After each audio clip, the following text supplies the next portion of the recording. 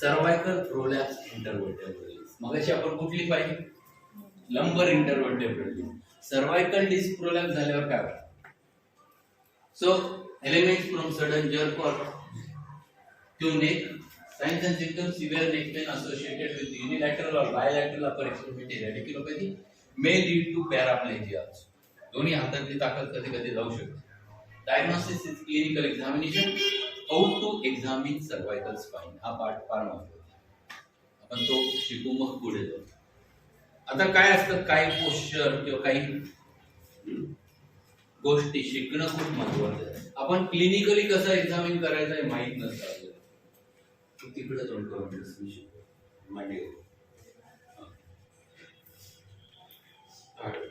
आता generally whenever you are examining the cervical spine, तर cervical spine असा तपासायचं ना.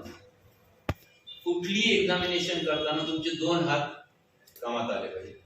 आता तुम्हाला पेन कुठे आहे किंवा काय हे समजून घ्यायचं. You have to fix it with your left hand the head and then you have to start with the cervical 1 2 3 4 5 6 7 cervical spine. मग पेशंटला टेंडरनेस कुठे आहे का विचारायचं. दुसरी गोष्ट, दोन्ही ट्रॅपेझियम चेक करायचे. You have to check and then find it out how much pain he is having, whether he is having pain over the trapezius किंवा bilateral trapezius दोन्ही बाजूने चेक करायचं. आता दुसरं, त्याला नेक टर्न करायला सांगितले. तुमचा दुसरा हात शोल्डरवर पाहिजे. Ask him to turn toward the left, then ask him to turn toward the right. समोर वर समोर खाली. आता काय केलं तुम्ही टेंडरनेस कुठे पाहिजे, तुम्ही पेन कुठे आहे डिफाइन केलं. जर पेशंट म्हटला नाही खूप दुखतं, what it indicates? It is on spinal process. त्यांना टेंडरनेस आहे, तुम्ही प्रेशर दिलं. What it shows? It shows that pathology lies over there specifically. If it is there, हे केलं हे खूप दुखतोय, that is indicates trapezium myofasciitis. Plain diagnosis. Patient म्हणतो इथं दुखतंय.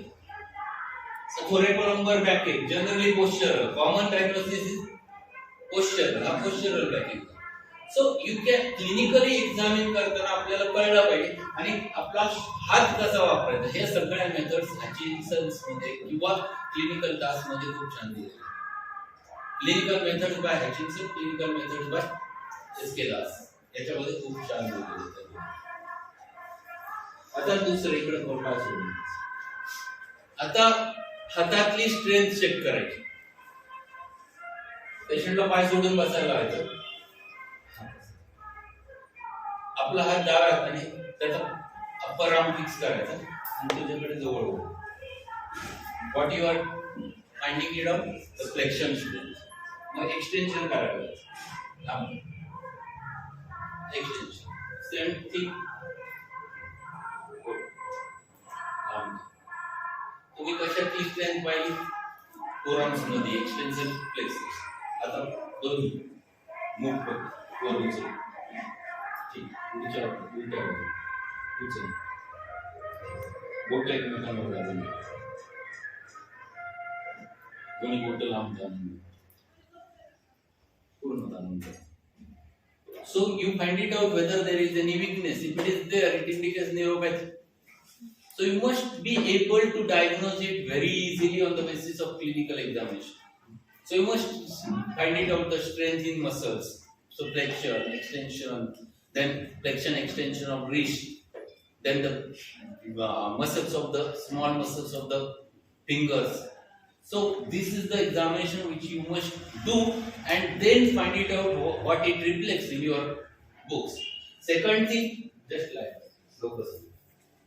पायाचे मसल्स एक्झामिन करायचे. तर ask him to lift the leg against the force. म्हणजे काय करताय तुम्ही? एक्सटेन्सरची ताकद पाहताय. इकडचं उचल. आता पाय फोल्ड कर, लांब कर, लांब. ठीक आहे. Extensors of the extensor of the thighs करला. आता बोल कोण तुझे कसं तिकडचं पेशंटला असं सांगितलं त्याला उचललं नाही गेलं काय एक्सटेन्सर. आता पेशंटचे दोन्ही पंजे वर करायचे. कर कर खाली कर खाली कर खाली अंत्यवर उडून एक्सटेन्सर हॅलिसिस स्ट्रेंथ. आता एक पेशंट आहे तर त्याचा एक्सटेन्सर हॅलिसिस या बाजूच्या वरच होतं. So which root is affected हे कळलं. क्लिनिकल एक्झामिनेशन का करायचे हे कळलं पाहिजे की याच्यात नेमकं काय होतं. Then you can find it out where might be a problem, what you have to do, where exactly you have to work out. So these are called as clinical examination methods and one should go for it. These are very essential so that you can understand better patient with a better aspect or better aspect.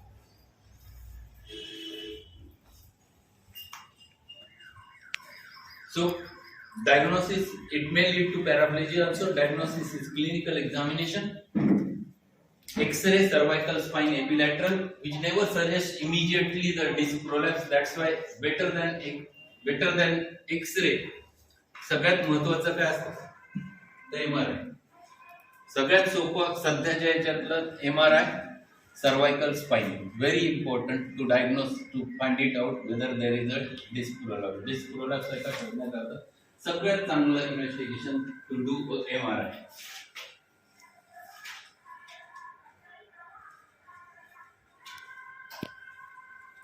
So cervical prolapse intervertebral disc is easy to diagnose and difficult to treat.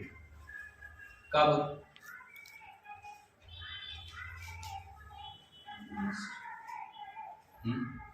हाँ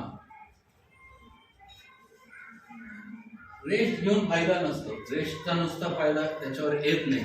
याला cervical collar वापरायला पेशंटला काय वापरायला लागतं generally cervical collar. Homoeopathic management. We will discuss it while discussing management of lumbar prolapse intervertebral disc. Already discussed झाली त्यात उलट केलं. So याच्यातली as the problem is more mechanical हे संपूर्ण सेम आपण ऑलरेडी डिस्कस केलंय. याच्यामध्ये महत्त्वाची गोष्ट ऑक्झिलरी मेजर्स काय येतात तर if patients pain is severe हातात खूप पेन येत असेल तर सर्वायकल कॉलर जसं तुम्ही लंबर बेल्ट देता तसं इथं काय दिलं जातं सर्वायकल कॉलर. काय फायदा होतो सर्वायकल कॉलर दिले the weight is not transmitted to the vertebra, it is transmitted through the collar and because of which the pain tackles very easily. But it is again the same thing because if patient gets a habit of using it, his muscles become more and more weak. The weak होऊन द्यायचे नसतात म्हणून cervical collar ही as far as possible तात्पुरती वापरायची and ask the patient to stop. Otherwise, line of treatment is similar. You have to go for acute simillimum along with the constitutional remedies, along with the biochemical remedies, along with the vitamin B1, B6, B12. These are the things which treatment part, management part remains to be the same. Cervical spondylosis, lumbar pila, same cervical. काय असतं? Degenerative disorders, common modern era disease, mobile disease. Osteophytes formation pressing on the nerve root causing the radiculopathy. Neck stiffness, pain, numbness in upper extremity. Heaviness, paralysis of upper extremity. Heaviness म्हणजे काय? जड. हात काय होतं?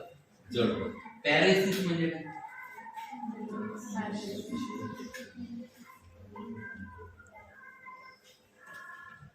Heaviness and paralysis. Paralysis is not full paralysis. It is paralytic feeling. जड पडलाय हात, हातात ताकद नाही, असं मी पिचलला जात नाही. असं these are the things which happens to be there. Very common. So heaviness and paralysis of upper extremity is quite common with this. Again, the diagnosis is clinical examination. जे आपण आता clinical examination केली, that is the clinical examination with which you can find it out, locate where exactly the pain is there, whether there is any radiculopathy, whether there is a paralytic feeling, whether there is a paralysis, all those things which you can find it out. X-ray cervical spine epilateral guides you towards things, but it is not so easily diagnosed. Better is always MRI scan. With cervical spine, you can find it out osteophytes. स्पाइनचा cervical spine AP lateral काढला तर ऑस्टिओफाइट्स व्हर्टेब्रा असा चौकोनी न दिसता काय होतं, असे झालेले दिसतं थोडेसे पाठीमागे. मग ऑस्टिओफाइट्स त्याच्यावरती you can locate with the x-rays in cervical spine. Treatment is again same. Auxiliary measures, cervical collar supportive only in old ones. शक्यतो म्हाताऱ्या माणसांमध्ये it is good, not in young population. Medicinal treatment, symptomatic, constitutional, biochemic, especially calcium or vitamin B1, B12, it is same. Only thing is that your neck exercises are very, very, very essential. मानेचे व्यायामांमध्ये आपण कुठले शिकलो? Cervical exercise, त्याला काय म्हणायचं? Cervical exercise. आणि दुसरा ट्रॅपेझियल exercise. दोन्ही एक्सरसाइज सर्वायकल स्पॉन्डिलोसिस मध्ये महत्त्वाचे असतात. Cervical spondylosis. When pain stops, follow with gradual cervical neck exercises to prevent the recurrence. Okay.